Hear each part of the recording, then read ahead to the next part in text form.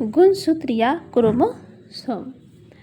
गुणसूत्र या क्रोमोसोम एक लेयर से घिरी होती है जिस लेयर को पेलिकल कहते हैं। इसके अंदर एक द्रव्य पाया जाता है। इस द्रव्य को क्या कहते हैं? मैट्रिक्स कहते हैं। पहला आवरण पेलिकल, फिर इसके अंदर जो द्रव्य भरा है उसको मैट्रिक्स कहते हैं। इसमें जो एक कुंडलित धागा जैसा दिख रहा है उसे अर्ध गुणसूत्र कहते हैं। इसे गुणसूत्र कहते हैं और इसे अर्ध गुणसूत्र कहते हैं। और कहिए तो इसको क्रोमोसोम कहते हैं, तो इसको क्रोमेटिड्स कहते हैं। तो पहला लेयर पेलिकल, इसके अंदर जो द्रव्य भरा है वह मैट्रिक्स, इसमें जो कुंडलीकार धागा है उसको क्या कहेंगे? अर्ध गुणसूत्र या क्रोमेटिड्स कहते हैं।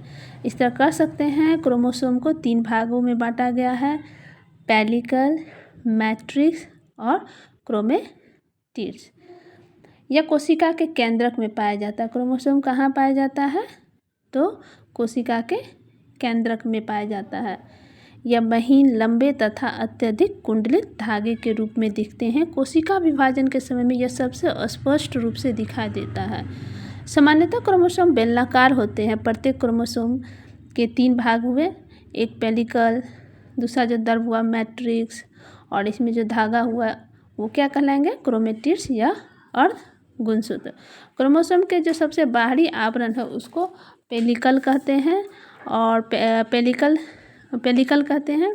पेलिकल के द्वारा जो घिरा हुआ द्रव्य है उसे हम मैट्रिक्स कहते हैं। मैट्रिक्स में क्रोमोसोम की पूरी लंबाई में 2 समानांतर कुंडलित धागे के समान जो रचना है उसे हम अर्ध गुणसूत्र या क्रोमेटिड्स कहते हैं। और ये क्रोमेटिड्स बने क्या चीज़ से होते हैं? तो यह डीएनए तथा हिस्टोन प्रोटीन का बना होता है। इसी डीएनए अणु के खंड को जीन कहते हैं जो क्रोमेटिड की पूरी लंबाई में दाने सदृश दिखते हैं। ये क्रोमोसोम के दोनों क्रोमेटिड एक स्थान पर सेंट्रोमियर के द्वारा एक दूसरे से संयोजित रहते हैं। सेंट्रोमियर एक महत्वपूर्ण रचना है जो क्रोमोसोम के आकार को निश्चित करता है तथा कोशिका विभाजन के समय तरक सूत्र से क्रोमोसोम का संलग्न कराते हैं। सेंट्रोमियर की उपस्थिति के कारण ही क्रोमोसोम 2 भाग में बढ़ जाता है। इन दोनों भागों को बाहु या आर्म कहते हैं। दोनों बाहुओं के संधि स्थल पर एक संकुचन होता है जिसे प्राथमिक संकुचन कहते हैं। ये क्रोमोसोम की संरचना हुआ।